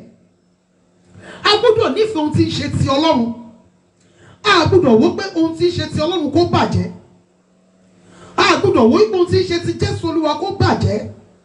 Ẹ wà nínú ìjọ, gbogbo nǹkan ń dojúrú, ẹ fọwọ́ yín lẹ́rán, ẹni kí ló kàn mí? Gbàdúrà kì í ṣàmì ní ìjà òsín church. Nígbà tí Bíbélì sọ wípé ẹni tí ó mọ rere tí ò ṣe, ó ní ẹ̀ṣẹ̀ ní fún un. Tí ẹ bá nífẹ̀ẹ́ ohun tí ń ṣe ti Ọlọ́run, ara yín ò ní gbà tí nǹkan tí Ọlọ́run bá ń wọlẹ̀ níbi tí ẹ bá wà. Ẹ̀yin fúnra yín mọ̀ wípé ẹ ní ẹ̀bùn orin kíkọ. Ẹ wá wò wípé gbogbo àwọn tó wà níbẹ̀ tó wà ní choir, kò sínú wọn tó tọ́ yín. Tí n bá lọ join wọn sìn, ṣé léyìí tí ò níṣẹ́ ló máa jẹ́ ọ̀gá lórí mi? tí ẹ bá ní ìfẹ́ ohun tí ń ṣe ti Ọlọ́run, ẹ ní nírú èrò bẹ́ẹ̀ nínú ọkàn yín. Tí ẹ bá nífẹ̀ẹ́ ọmọ ẹnìkejì yín, ẹ ní máa wá ọ̀nà tẹ́ máa fi pa ènìyàn lára. Ìfẹ́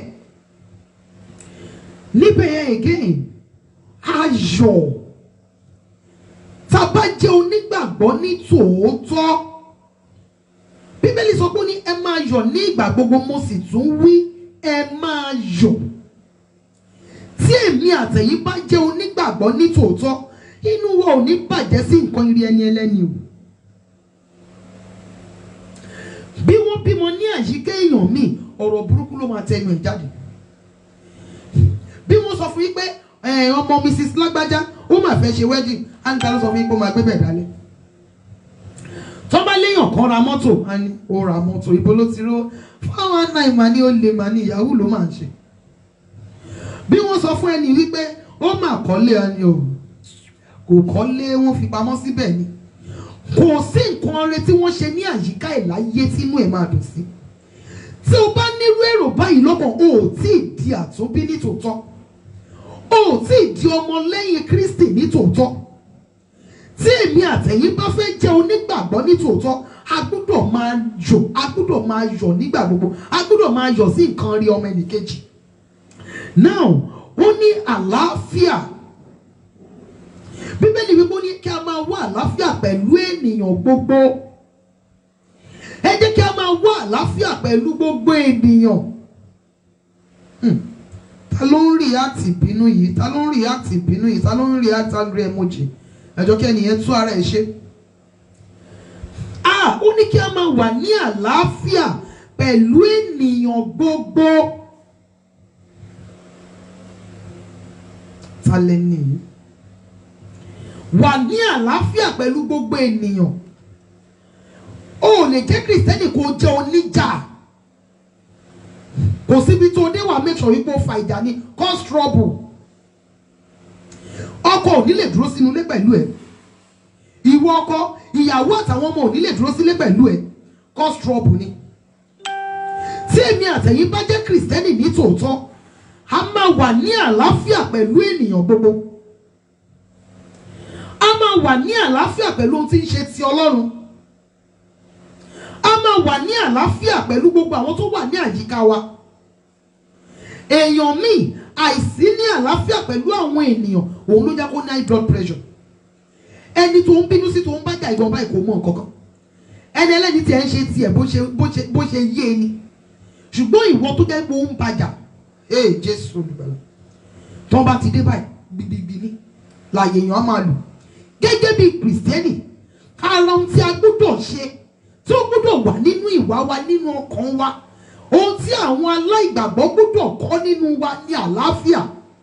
A gbọ́dọ̀ máa wà ní àlàáfíà pẹ̀lú ènìyàn gbogbo. Bákan náà, ìpamọ́ra. Gẹ́gẹ́ bí ọmọ lẹ́yìn Kristi, a gbọ́dọ̀ ní ìpamọ́ra. Ní ọ̀pọ̀lọpọ̀ ìgbà, àwọn ìṣẹ̀lẹ̀ àyíká wa ó lè fẹ́ kéèyàn mú kó ṣi ọ̀rọ̀ sọ, kó sọ̀rọ̀ tí ò ní tán lẹ̀. Gẹ́gẹ́ bí Kristẹni, a gbọ́dọ̀ ní ìpamọ́ra. Èmi ò lè irọ́ o. Gẹ́gẹ́ bí Kristẹni, kì í ṣe gbogbo ẹ̀gbin la lè kọ̀ o. Kì í ṣe gbogbo ẹ̀gbin la lè kọ̀. A gbọ́dọ̀ ní ìpamọ́ra. Ọlọ́run yóò ràn wá lọ́wọ́ ní orúkọ Jésù. Ìwà pẹ̀lẹ́.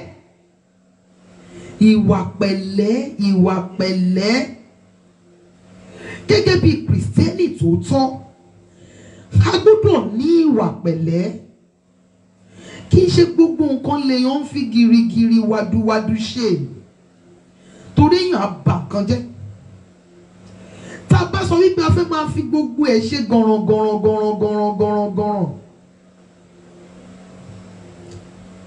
Á bà nǹkan jẹ́. Nítorí pé àwa ní ìwé tí ayé ń kà. Tí a bá máa hùwà, ẹ jẹ́ ká wo àyíká wa wípé ẹgbẹgbẹ̀rún ènìyàn ló wà láyìíká wa tí wọ́n ń kọ́ nǹkan ní ara wa. Kí ni ohun tí wọ́n fẹ́ kọ́? gẹ́gẹ́ bí kìrìsìtẹ́nì tòótọ́ a gbọ́dọ̀ ní ìwà pẹ̀lẹ́. Ní ọ̀pọ̀lọpọ̀ ìgbà a gbọ́dọ̀ jẹ́ ẹni tó ń farabalẹ̀ gbọ́ dáadáa. Bíbélì sọ wípé ní yára láti gbọ́, lọ́ra láti fèsì.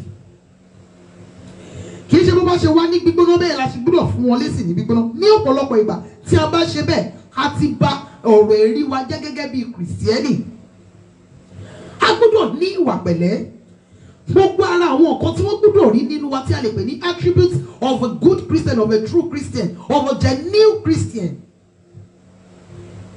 Àwọn tí wọ́n gbọ́dọ̀ rí ní ọwọ́ wa rèé gẹ́gẹ́ bí kìrìsìtẹ́nì tòótọ́. Ìṣoore. Bíbélì wípé ọkàn ìṣoore la ó mú ṣọ́ra. Gẹ́gẹ́ bí kìrìsìtẹ́nì tòótọ́ a gbọ́dọ̀ kọ́ bí a ti ń ṣoore. A gbọ́dọ̀ kọ́ bí a ti ń ṣoore. Èèyàn tẹ́ rí wípé ó ní ìdojúkọ, ẹ fi àdúrà yín ràn lọ́wọ́, ẹ fi ọ̀rọ̀ ẹnu yín ràn lọ́wọ́. Ẹni tẹ́ mọ̀ wípé ó nílò aṣọ, ẹ fi aṣọ ràn lọ́wọ́. Ẹni tẹ́ mọ̀ wípé ó nílò iṣẹ́, tẹ̀dẹ̀ ní connection síbẹ̀, ẹ fi ràn lọ́wọ́. Ẹni tẹ́ mọ̀ wípé tẹ́ bá fún ní owó díẹ̀ ó lè bẹ̀rẹ̀ business, ẹ fi ràn lọ́wọ́. Tẹ́ bá ní ohun gbogbo tí ó wà ní ìkáwọ́ èmi àtẹ̀yin, ẹ jẹ́ a fi ṣoore. Lára tí wọ́n gbọ́dọ̀ rí nínú wa gẹ́gẹ́ bí kìrìsìtẹ́nì, a gbọ́dọ̀ máa ṣoore. Ara àwọn àmì wípé ẹni yìí àtúnbí ni nítòótọ́, kìrìsìtẹ́nì ni nítòótọ́.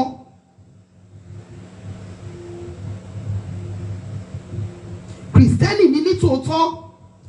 A gbọ́dọ̀ rí Kristi kà ní ara wa. Kì í ṣe wípé kí àwọn aláìgbàgbọ́ rí wa kí wọ́n wò wípé eléyìí náà dẹ̀ pé ara ẹ̀ ní kìrìsìtẹ́nì. Tí irú ọ̀rọ̀ báyìí bá ti ń jáde sí èmi àtẹ̀yin, ó yẹ ká wo ara wa lẹ́ẹ̀mejì. Tí irú ọ̀rọ̀ báyìí bá ti ń jáde pé eléyìí náà dẹ̀ pé ara ẹ̀ ní kìrìsìtẹ́nì. Eléyìí, irú ọ̀rọ̀ bẹ́ẹ̀ a ti fi ta àbùkù bá orúkọ Ọlọ́run. A gbọ́dọ̀ jẹ́ kí irú ẹ̀ ṣẹlẹ̀ sí wa gẹ́gẹ́ bí ọmọlẹ́yìn Kristi ní tòótọ́.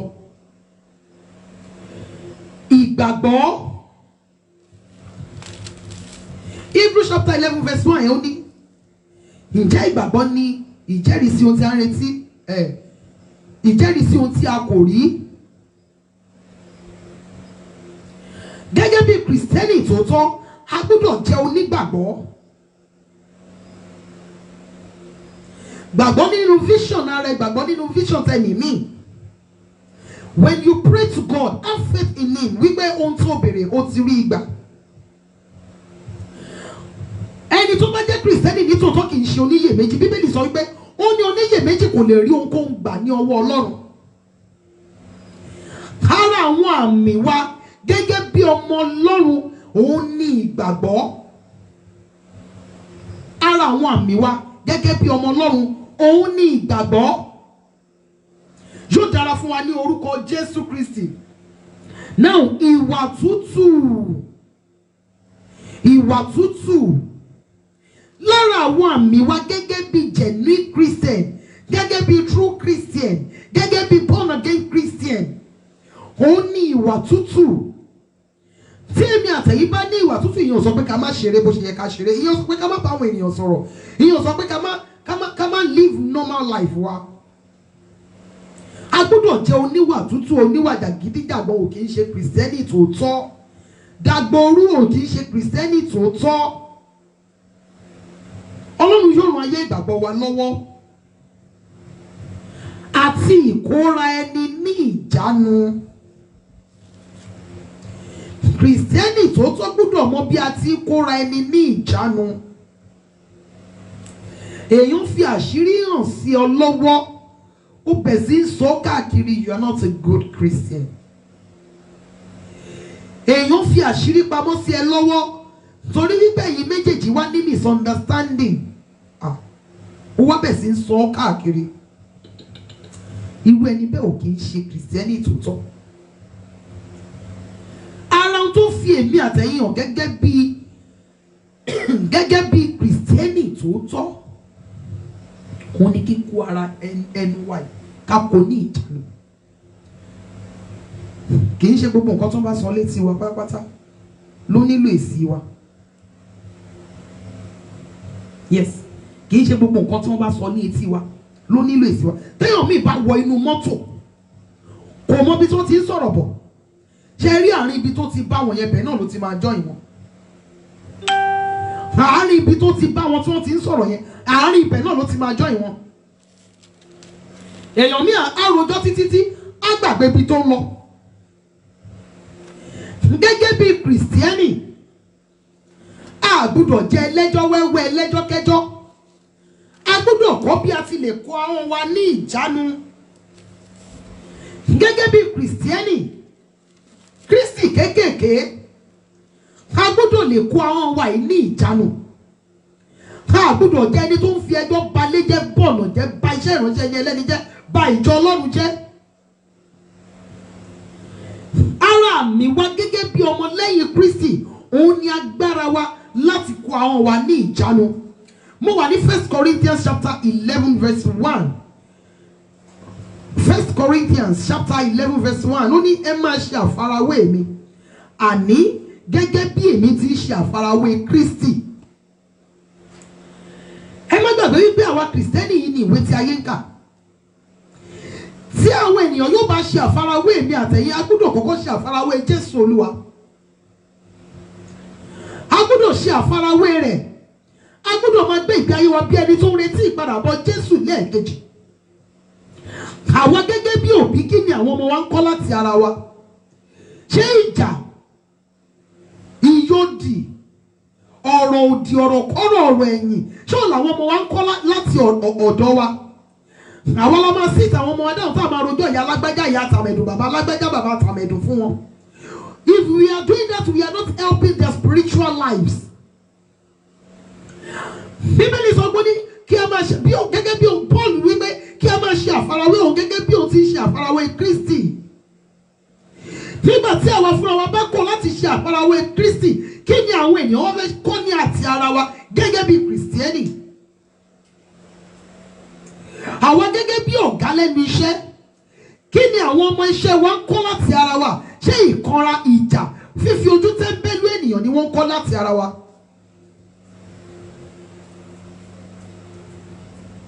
Àwa tí a jọ wà ní ibì kan, àwọn tó ń ṣiṣẹ́ tí a jọ ń ṣiṣẹ́ kan náà ní ibì kan, kí ni wọ́n ń kọ́ láti ara wa gẹ́gẹ́ bí Kìrìsìtẹ́nì? Ṣé wọ́n rí wa tí wọ́n lè sọ pé ní tòótọ́ Kìrìsìtẹ́nì ni ẹni yìí?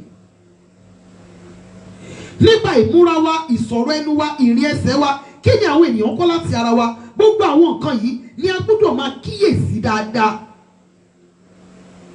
Gẹ́gẹ́ bí ẹni tó ń retí ìpadàbọ̀ Jésù Olúwa lẹ́ẹ̀kejì, a gbọ́dọ̀ máa gbé ìgbé ayé tó wu Ọlọ́run. A gbọ́dọ̀ fi ayé wa fún Jésù Olúwa ká dẹ̀ máa rìn ní ọ̀nà rẹ̀. A gbọ́dọ̀ máa ṣe àfarawé àwọn gbogbo tí Jésù Olúwa ti kọ́ wa nínú ọ̀rọ̀ Ọlọ́run. Kìrìsìtẹ́nì òun gbọ́dọ̀ jẹ́ ẹni tó bẹ̀rù Ọlọ́run. Tó bá bẹ̀rù Ọlọ́run, wá ka Bíbélì ẹ, wá gba àdúrà ní àsìkò, wá gbé ìgbé ayé wa mímọ́. A ò ní bá èmi àtẹ̀yin nínú àìṣòdodo. A ò ní bá wa nínú ìjà, nínú ìyódì, nínú bíba orí ọmọ ẹnìkejì wa jẹ́. Nítorí wípé Jésù Olúwa ń bọ̀ lẹ́ẹ̀kejì. Kì í wá ṣe pé ó ń bọ̀ bí olùgbàlà mọ́, ṣùgbọ́n ó ń bọ̀ bí onídàájọ́. Nígbà tí Jésù Olúwa bá wá dé, níbo ló máa bá èmi àtẹ̀yin? Kí ni yóò jẹ́ ọ̀rọ̀ ẹ̀rí wa ní ìkẹyìn? Kí Ọlọ́run kó bù sí ọ̀rọ̀ rẹ̀. Olúwa ràn mí lọ́wọ́. Bàbá ayérayé ràn mí lọ́wọ́. Olúwa sọ ara rẹ di mímọ̀ fún mi lọ́tun. Jésù Olúwa sọ ara rẹ di mímọ̀ fún mi lọ́tun. Ó yá àdúrà ní orúkọ Jésù, ní orúkọ Jésù, ní orúkọ Jésù Kristi ti Násárẹ́tì. Olúwa ràn wá lọ́wọ́. Arúgbó ọjọ́ sọ ara rẹ di mímọ̀ fún wa lọ́tun. Ní orúkọ Jésù Olùgbàlà. Olúwa sọ ara rẹ di mímọ̀ fún wa lọ́tun. Ní orúkọ Jésù Kristi. Olúwa sọ ara rẹ di mímọ̀ fún wa lọ́tun. Ní orúkọ Jésù Kristi. Olúwa bá ayé wa pàdé. Jésù Olúwa sọ ara rẹ di mímọ̀ fún wa. Agbára láti lè fi ayé wa fún Jésù Olúwa pátápátá. Olúwa gbé wọ̀ wá. Jésù Kristi Olúwa wa. Jésù Olúwa wa. Mo máa gbàdúrà yẹn fún wa papọ̀. Orin tí a máa ń kọ yìí sọ wípé Ọlọ́run mi tinútinú ni kí o fi ràn mí lọ́wọ́. Gbé mi ṣe pẹ̀kí olóore mi. a máa kọrin yìí ní ìgbà mẹ́ta, a máa ṣàmì méje lé lórí. Lẹ́yìn náà a dẹ̀ máa ṣe anointing wa. Ọlọ́run mi, Ọlọ́run mi, tinútinú ni kí o fi ràn mí lọ́wọ́, gbé mi ṣe pẹ̀kí olóore mi. Ọlọ́run mi, Ọlọ́run mi, tinútinú ni kí o fi ràn mí lọ́wọ́, gbé mi ṣe pẹ̀kí olóore mi. Ọlọ́run mi, Ọlọ́run mi, tinútinú ni kí o fi ràn mí lọ́wọ́, gbé mi ṣe pẹ̀kí olóore mi. Àmì méje. Àmín, àmín, àmín, àmín, àmín, àmín, àmín ní orúkọ Jésù. Kó tó di wípé a lọ anoint ara wa, ẹ jẹ́ pé orúkọ Jésù ní ìgbà mẹ́ta. Ìwọ ọjọ́ ìní gbọ́ ọ̀rọ̀ Olúwa Ọlọ́run àwọn ọmọ ogun. Mo fi orúkọ Jésù rà ọ́ padà. A fẹ́ pa àṣẹ fún ọjọ́ wa, a fẹ́ pa àṣẹ fún òwúrọ̀ wa. Ìwọ ọjọ́ ìní gbọ́ ọ̀rọ̀ Olúwa. Ire ló máa já sí fún mi. Ìbùkún àti ayọ̀ ló máa já sí fún mi. Ìgbéga ìgbédìde ló máa já sí fún mi. Mo fi orúkọ Jésù gba ìṣàkóso ọjọ́ ìní kúrò lọ́wọ́ àwọn tó ń lo àṣẹ, tí wọ́n ń lo ògèdè, tí wọ́n ń lo ọ̀fọ̀, tí wọ́n fi ń gba ire oníre mọ́ tiwọn. Mo fi orúkọ Jésù gba ìṣàkóso ọjọ́ ìní kúrò ní ọwọ́ wọn. Ìwọ ọjọ́ ìní gbọ́ ọ̀rọ̀ Olúwa. Ìbùkún, ire, ìgbéga, ìṣerere ló máa já sí fún mi. Ó yẹ àdúrà ní orúkọ Jésù, ní orúkọ Jésù, ní orúkọ Jésù Kristi ti Násárẹ́tì. Ìwọ ọjọ́ ìní gbọ́ ọ̀rọ̀ Olúwa Ọlọ́run àwọn ọmọ ogun ní orúkọ Jésù olùgbàlà. A fi orúkọ Jésù, a fi ra ọjọ́ ìní padà kúrò lọ́wọ́ àwọn tó ń lo ògèdè, tó ń lo ọ̀fọ̀, tó ń lo àfọ̀ṣẹ, tó ń lo ṣẹ́rẹ́, tó ń fi gba ire oníre mọ́ tiwọn. A fi orúkọ Jésù gba àkóso ọjọ́ ìní kúrò ní ọwọ́ wọn. Ìwọ ọjọ́ ìní gbọ́ ọ̀rọ̀ Olúwa máa gbọ́dọ̀ sí wa lẹ́nu. Ire ló máa já sí fún wa, ìbùkún ló máa já sí fún wa, ìṣerere ló máa já sí fún wa, ìgbéga ló máa já sí fún wa. Nínú rẹ̀ ànírógun àkóbá, ànígbàkú oníkúkú, ànígbọ́jọ́ lọ́jọ́ rọ̀run, ọfà àtẹ̀yìn ò ní bà wá ní orúkọ Jésù olùgbàlà. Wọn ò ní fi òkú wa ránṣẹ́ sílẹ̀ ní orúkọ Jésù Kristi. A ó lọ láyọ̀, a ó jáde láyọ̀, a ó bọ̀ láyọ̀ ní orúkọ Jésù. A ó jẹ sí ìyè, a ó mu sí ìyè ní orúkọ Jésù olùgbàlà. Ìrìn àjò wa kò ní méwu lọ́wọ́ ní orúkọ Jésù. A ó ṣe rere lọ́jọ́ ìní. Yóò wù Ọlọ́run láti gbé ayé wa dìde. Jésù Kristi Olúwa wa. Ẹ jẹ́ kí a fi anointing oil wa sí ọwọ́ wa. Ẹ lè fi sí ọwọ́ yín méjèèjì, ẹ lè fi sí ọwọ́ yín ọ̀tún. Ohun tí bá ti ń sọ náà ni kí ẹ máa sọ tẹ̀lé mi. Ní orúkọ Jésù, ìwọ ọwọ́ mi gbọ́ ọ̀rọ̀ Olúwa. Àmì àṣẹ tí ó rere nínú rẹ, àmì àmúbọ̀ rere nínú rẹ, ẹ̀jẹ̀ Jésù kò máa parẹ́. Ìwọ ọwọ́ mi yìí gbọ́ ọ̀rọ̀ Olúwa. Mi ò ní fi ọ́ gbé ọmọ sí, mi ò ní fi ọ́ tọ́ka sí ibojì ọmọ mi. Ohun rere gbogbo tí ń bá dáwọ́ mi lé kó máa yọrí sí rere fún mi. Ní orúkọ Jésù, ìwọ ọwọ́ mi yìí gbọ́ ọ̀rọ̀ Olúwa. Mi ò ní fi ọ́ gba lẹ́tà ọ̀fọ̀, mi ò ní fi ọ́ kọ lẹ́tà ìbànújẹ́. Ní orúkọ Jésù Kristi Olúwa wa. Gbọ́ ọ̀rọ̀ Olúwa ìwọ ìṣẹ̀dá mi. Ó yá lọ kó lọ ṣe rere láti òní lọ. Gbogbo ibi tí n bá gbé orí mi wọ̀ kí n rí àánú gbà níbẹ̀. Ní orúkọ Jésù. Obìnrin kó ṣàánú fún mi, ọkùnrin kó ṣàánú fún mi, ọmọdé kó ṣàánú fún mi, àgbàlagbà kó ṣàánú fún mi, ọ̀nà kó là fún mi. Gbogbo ibi tí n bá gbé orí mi wọ̀, ọkùnrin kó máa sìn mí, obìnrin kó máa sìn mí, kí n rí àánú Ọlọ́run gbà, kí n rí àánú ènìyàn gbà. Ìwọ ìṣẹ̀dá mi gbọ́ ọ̀rọ̀ Olúwa. Mi ò ní gba kú oníkúkú, mi ò ní gbọ́jọ́ lọ́jọ́ rọ̀run, orí mi kò ní sùn ní àgbàrá ẹ̀jẹ̀. Ní orúkọ Jésù Kristi, màá mú àwọn ọba, màá jẹ́ wàrà àwọn bọ̀rọ̀ kìíní. Ènìyàn yóò sìn mí, ilẹ̀ ọba yóò wárìrì níwájú mi, àwọn ọba yóò fi adé wọn sìn mí. Ní orúkọ Jésù Kristi Olúwa wa. Gbọ́ ọ̀rọ̀ Olúwa ìwọ ẹsẹ̀ mi. Ó yá lọ gbé mi pàdé ire. Ní orúkọ Jésù. Mi ò ní rìn lọ́jọ́ tẹ́bi ń pọ̀nà, mi ò ní tẹ ojú ilẹ̀ mọ́lẹ̀, ilẹ̀ ò ní yọ̀ mí dànù. Ní orúkọ Jésù Kristi ìwọ ẹsẹ̀ mi gbọ́ ọ̀rọ̀ Olúwa. Ire ni kó lọ gbé mi pàdé o. Ní orúkọ Jésù. Ewu accident ò ní gé mi lẹ́sẹ̀ dànù. Mi ò ní ṣìrìn, mi ò ní rìn séwu, mi ò ní rìn síkú, mi ò ní rìn sákòbá. Jésù Kristi Olúwa wa. Àmín, àmín, àmín ní orúkọ Jésù. Ọlọ́run má jẹ́ fáyé yìí bà ọ̀run mi jẹ́.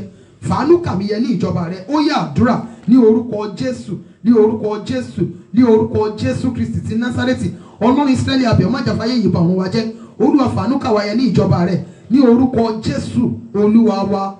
Àmín, àmín, àmín ní orúkọ Jésù. ẹ jẹ́ ká ṣí omi wa. Gbogbo ẹ̀yin tẹ́ ń darapọ̀ mọ́ wa fún ìgbà àkọ́kọ́, a máa ń gbàdúrà yìí ní gbogbo ọjọ́ Monday sí ọjọ́ Friday. Ní gbogbo ọjọ́ Monday sí ọjọ́ Friday la dẹ̀ máa ń ní ìgò omi kan, a máa fi iyọ̀ díẹ̀ sínú ẹ̀. Lẹ́yìn àdúrà a máa mu díẹ̀ nínú, a máa bu díẹ̀ sómi tá a máa fi wá lè fi wọ́n ilé wa tàbí ibi iṣẹ́ wa. Ògo ni fún bàbá àti fún ọmọ àti fún ẹ̀mí mímọ́, bí ó ti wà látètèkọ́ṣe, ó ń bẹ ní ìsìn, bẹ́ẹ̀ ni ó sì máa rí ní ìgbà gbogbo, ayé àìnípẹ̀kun. Àmín. Psalm 23. Olúwa ni olùṣọ́ àgùntàn mi, èmi kì yóò ṣe aláìní. Ó mú mi dùbúlẹ̀ nínú pápá oko tútù, ó mú mi lọ sí àwọn dídákẹ́ rọ́rọ́, ó tu ọkàn mi lára. Ó mú mi lọ ní ipa ọ̀nà òdodo nítorí orúkọ rẹ̀. Nítòótọ́ bí mo tilẹ̀ rìn láàrin àfonífojì òjìji ikú, èmi kì yóò bẹ̀rù ibi kan, nítorí ìwọ pẹ̀lú mi, ọ̀gọ́ rẹ àti ọ̀pá rẹ wọ́n tù mí nínú. Ìwọ tẹ́ tábìlì oúnjẹ sílẹ̀ níwájú mi lójú àwọn ọ̀tá mi. Ìwọ dà òróró sí mi ní orí, ago mi sì kún àkúnwọ́ sílẹ̀. Nítòótọ́ ire àti àánú yóò máa tọ̀ mí lẹ́yìn ní ọjọ́ ayé mi gbogbo, èmi ó sì máa gbé nínú Olúwa láéláé. Àmín. Ògo ni fún bàbá àti fún ọmọ àti fún ẹ̀mí mímọ́, bí ó ti wà látètèkọ́ṣe, ó ń bẹ ní ìsìn, bẹ́ẹ̀ ni ó sì máa rí ní ìgbà gbogbo, ayé àìnípẹ̀kun. Àmín.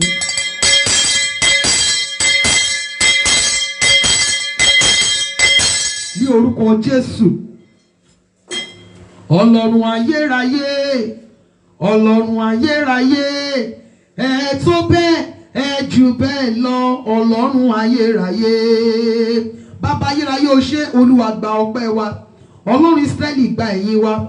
Gbogbo omi tí a gbé kalẹ̀, Olúwa yà sí mímọ́. Ohun rere gbogbo tí a béèrè, Olúwa fàánú dá wa lóhùn. Kí ó tó pé 24 hours tí a gba àdúrà yìí, Olúwa fún wa ní ẹ̀rí rere. Ní orúkọ Jésù olùgbàlà, gbogbo ìmọ̀ búburú tí òru fi hàn nípa wa, ní orúkọ Jésù olùgbàlà, Olúwa Ọlọ́run Ísírẹ́lì, ọjọ́ májò fọ̀n lé lórí. Gbogbo ìmọ̀ búburú tí òru fi hàn nípa wa, ní orúkọ Jésù, ọjọ́ májò fọ̀n rẹ̀ jáde. Àlá rere wa, ìran rere wa, èrò rere wa, Olúwa jọ̀ọ́ di ẹ̀rí ńlá fún wa. Ní orúkọ Jésù, ohun búburú gbogbo tí a bẹ̀rù láyé, Olúwa má jọ̀ọ́ dé bá wa. Orúkọ Jésù olùgbàlà, Olúwa sọ ilé wa di ilẹ̀ Góṣẹ́nì tí ibi kì í wọ̀. Ẹsẹ̀ ọ̀fọ̀ má jọ̀ọ́ wọ ilé wa. Áńgẹ́lì apanirun má jọ̀ọ́ wọ ilé wa. Ní orúkọ Jésù olùgbàlà, orílẹ̀-èdè Nàìjíríà dọwọ́ rẹ, Olúwa là kọjá. Pẹ̀lú ọwọ́ iná àti ọwọ́ ìbínú, Olúwa là orílẹ̀-èdè yìí kọjá. Gbogbo àwọn tí wọ́n bá àwọn àyànfẹ́ rẹ lójú ní orílẹ̀-èdè yìí, Olúwa gbẹ̀san wa lára wọn.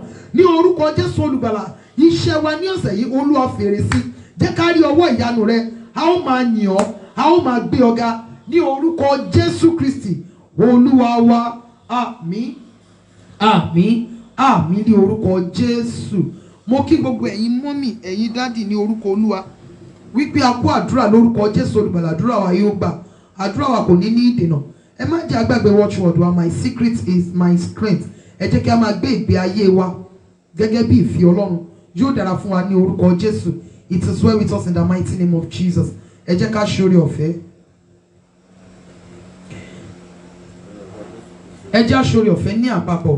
Oore ọ̀fẹ́ Jésù Kristi Olúwa wa, ìfẹ́ mímọ́ ti Ọlọ́run, ìdàpọ̀ ti ẹ̀mí mímọ́, kí ó sọ̀kalẹ̀ kí ó máa bá wa gbé láti ìsinsìnyí lọ àti títí láéláé. Àmín. Àmín. Àmín ní orúkọ Jésù. Ẹ jẹ́ ká kí hallelujah ńlá méje sí Ọlọ́run wa. Ó yá o. Hallelujah, hallelujah, hallelujah, hallelujah, hallelujah, hallelujah, hallelujah. Ògo. Mo dúpẹ́ lọ́wọ́ gbogbo ẹ̀yin ènìyàn Ọlọ́run tí ẹ ti ń bá mi launch ìbà aṣẹ̀dá. Tẹ́ bá sì fẹ́ launch ìbà aṣẹ̀dá, ààyè ṣì wà dáadáa fún wa. Gẹ́gẹ́ bí mo ṣe sọ ní ọjọ́ Saturday, wípé ó wù mí kí visual iṣẹ́ yẹn kó jáde ní kíákíá. So ẹ jọ̀ọ́ torí Ọlọ́run, mo nílò ìrànlọ́wọ́ ẹ̀yin ènìyàn Ọlọ́run gbogbo wọ̀nyí. Bóyá ẹ ní àwọn èèyàn tí wọ́n lè ya visual dáadáa, kò sí problem. Tó bá dẹ̀ jẹ́ wípé ṣe lè fẹ́ support mi lórí ẹ̀, inú mi máa dùn gan gidi. So tẹ́ bá sì fẹ́ launch ìbà aṣẹ̀dá, ẹ jẹ́ á sọ̀rọ̀ lórí 08036607384.